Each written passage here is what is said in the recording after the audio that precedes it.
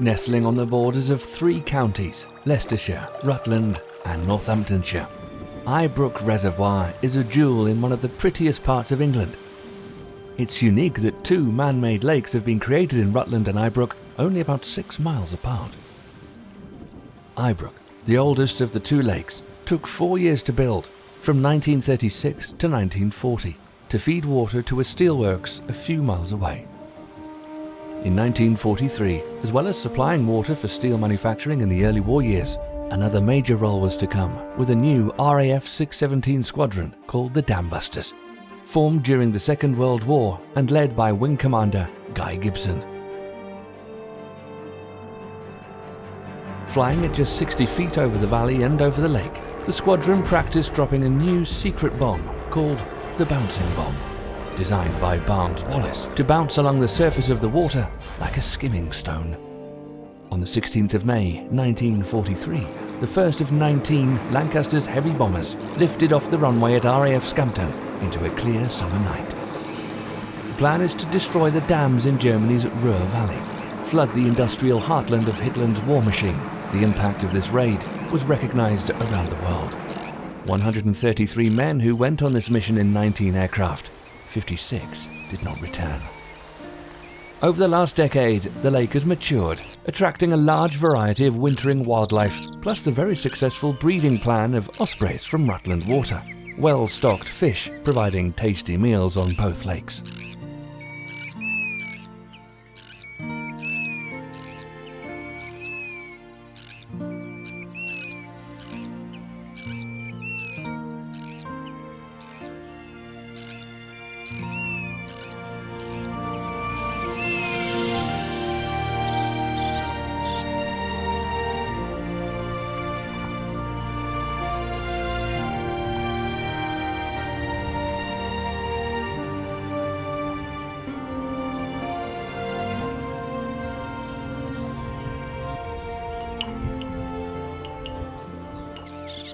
The development of the lake was talked about with Ian Watt, local birdwatcher. The water itself's been birdwatched for many, many years. As I say, long before Rutland water was even developed. The main body watching it was the Leicestershire and Rutland Ornithological Society. But there's now a local group as well. Eye Brook Rutland First Water. And there's a small but reasonably sizable group of local birders. It's a second water to Rutland water when it comes to osprey in season. So we get the osprey coming in and feeding successfully. They have gone now. They're in Africa now, all being well, and we expect to see them back again around about May time. Well, of course, other birds are not as common as they used to be when Rutland water was developing, and Eye Brook. Changes in weather, human practices for anything from farming to waste tips have affected numbers of birds and where they are.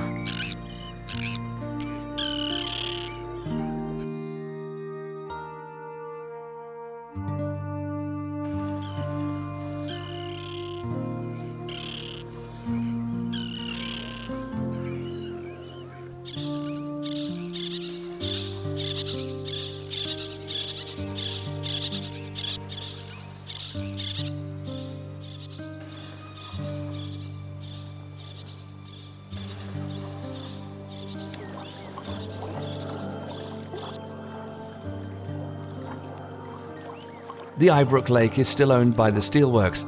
However, they have leased the majority of the site to a fishery management company and is now private land, due to its importance as a site for wildlife habitat and conservation. There'll be stringent restrictions on visitors to the site. Its facilities are second to none, with purpose-built lodge offering ideal facilities for the visiting anglers, with walkways for mooring after a good day's fly fishing.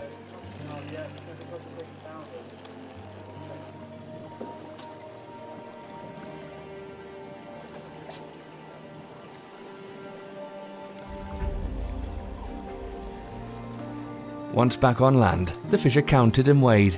These are then recorded in a special book, all fish being declared each month.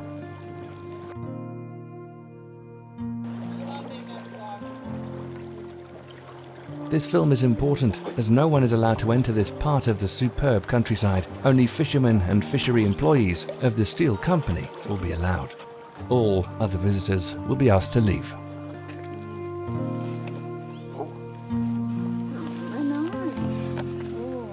First size.